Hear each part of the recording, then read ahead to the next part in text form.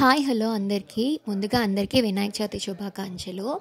And ఈరోజు video ఏంటంటే నా Vinayaka Chavithi before day preparations maximum అన్నీ మనం బిఫోర్ డే అన్నీ నీట్గా సర్దుకుంటే కొంచెం పూజ కొంచెం మనశ్శాంతిగా ప్రశాంతంగా చేయొచ్చు అని చెప్పేసి నేను ఏ పూజకైనా బిఫోర్ డే అన్నీ చేసుకుంటాను. అండ్ ఇక్కడ అయితే బిఫోర్ డేనే కాదు, మండే అనుకుంటా, మండే వెళ్ళి వినాయకుడిని తీసుకున్నాము.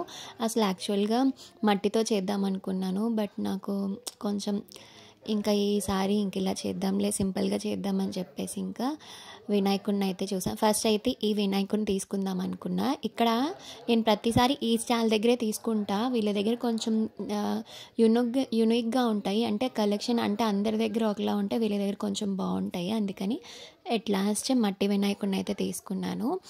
అండ్ ఫ్రూట్స్ అయితే అసలు టూ మచ్ ఆఫ్ కాస్ట్ చెప్తున్నారు ఏం తీసుకుందామన్నా. సో ఇప్పుడే కదా వాళ్ళకి సీజన్, అండ్ వాళ్ళకి ఇప్పుడే కాస్ట్ అవుతుంది కాబట్టి సో తీసుకున్నాను. అండ్ ఇక్కడైతే నాకు ఈ మండపం అసలు యాక్చువల్గా అయితే నేను ప్రతి ఇయర్ ఒక కొత్త డెకరేషన్ ఎప్పుడు కొత్తగా ట్రై చేస్తాను, బట్ ఇయర్ కొంచెం ఇంకా లాస్ట్ ఇయర్ డెకరేషన్దే సేమ్ ఇంకా అదే ideas and same away items ఉన్నాయని చెప్పేసి ఇంకా అవే ట్రై చేశాను. ఇంక స్టార్టింగ్ మొత్తం అయితే అంజు హెల్ప్ చేసింది, అండ్ లాస్ట్లో నేను ఇంకా పూజ గదిలోనే సెట్ చేసుకుంటున్నాను ఫైనల్గా.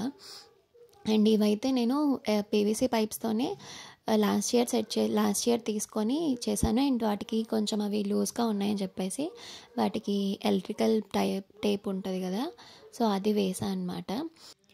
అండ్ ఇక్కడ నేను ఇది నెట్టెడ్ది మనం కెనాపీ చేసుకుంటాం కదా, సో కెనాపీ దాంట్లో ఒక చిన్న పార్ట్ తీసుకొని అది బ్యాక్ సైడ్ పెట్టాను.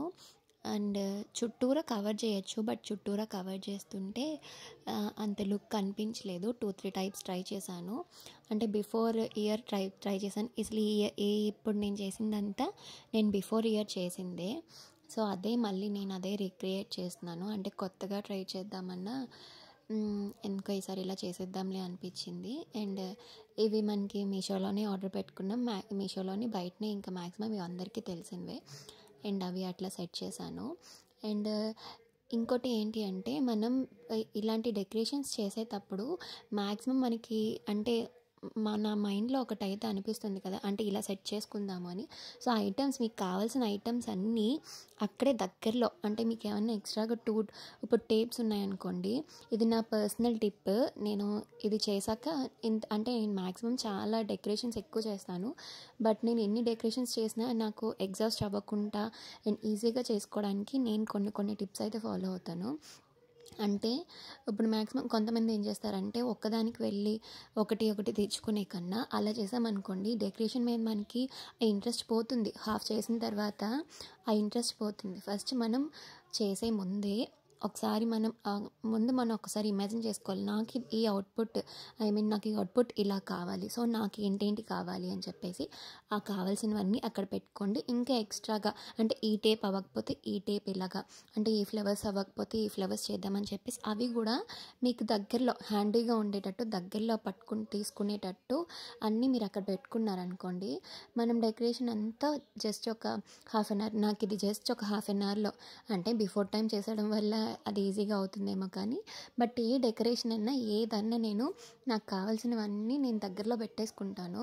అంటే మళ్ళీ ఇంకొకరిని పిలిచి వాళ్ళకి ఎక్స్ట్రా బర్డెన్ అవ్వకుండా నాకు చేత్తో ఇలా తీసుకునేటట్టు మొత్తం అన్నీ ఒక దగ్గర పెట్టేసుకుంటాను. టేప్స్ అని అంటే ఒకదానికి 2, అంటే ఇది అవ్వకపోతే ఇది అవ్వకపోతే ఇది అని చెప్పేసి ముందే ఒక 5 minutes కూర్చొని ఇవి కావాలి అని చెప్పేసి అవన్నీ అక్కడ పెట్టేసుకొని సెట్ చేసుకుంటే ఏదే కాదు ఏ డెకరేషన్స్ అన్నీ ఈజీగా అయిపోతాయి. అండ్ అప్పుడు నేను చెప్పాను కదా ఫ్లవర్స్, అది ఫస్ట్ అది బాగుంటుందేమో అని చేశాను, కానీ అది బాగాలేదు, మళ్ళీ ఇది ఇలా తీసుకున్నాను అనమాట. అండ్ అంశు మొత్తం లుక్ అయిపోయిన తర్వాత చాలా బాగుంది అని చెప్పేసి బాగా ఎగ్జైట్ ఫీల్ అవుతుంది. అండ్ నాకే ఇది మండపం, నాకు ఇలాంటి మండపం వెయ్యి, నేను రోజు ఇంట్లో ఆడుకుంటాను అని చెప్పేసి అదే అంటుందన్నమాట. అండ్ ప్రతిదీ కొంచెం గట్టిగా పెట్టుకుంటే మనం, ఎందుకంటే ఇవన్నీ అప్పటికప్పుడు చేసే డెకరేషన్స్ కదా, అంటే మనకి కరెక్ట్గా, ఎందుకంటే నాకు ఒకసారి బాగా గుర్తు, కరెక్ట్గా నేను అన్నీ సెట్ చేశాను, కరెక్ట్గా పూజ చేసే టైంకి అది మొత్తం పడిపోయిందనమాట.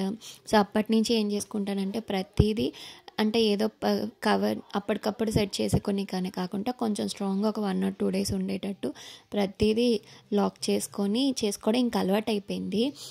అండ్ ఇక్కడ నేను బ్యాక్ డ్రాప్ అంటే గణపతిని మండపం రెడీ చేసుకుంటున్నాను. ఇది కూడా నేను బిఫోర్ డేనే చేసుకున్నాను.